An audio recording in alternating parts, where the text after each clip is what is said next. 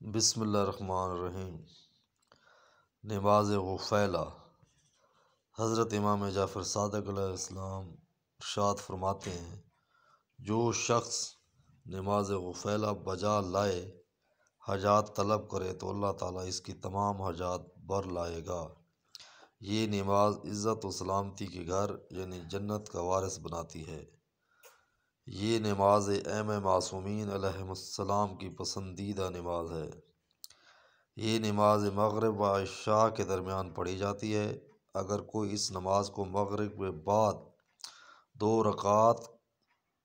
رکعت کر کے پڑھے تو یہ دو نمازیں مل کر 4 رکعت نوافلہ مغرب النام البدل ہو جاتی ہے۔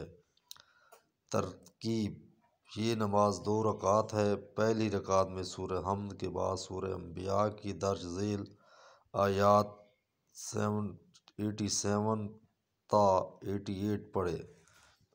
بسم اللہ الرحمن الرحیم۔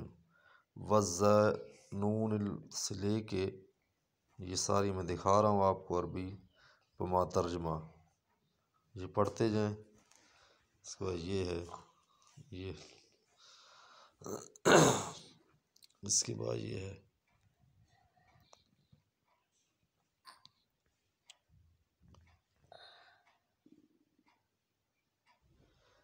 اچھا جی، جب یہ ساری عربی یہ پڑھ لے، اس کے بعد ہے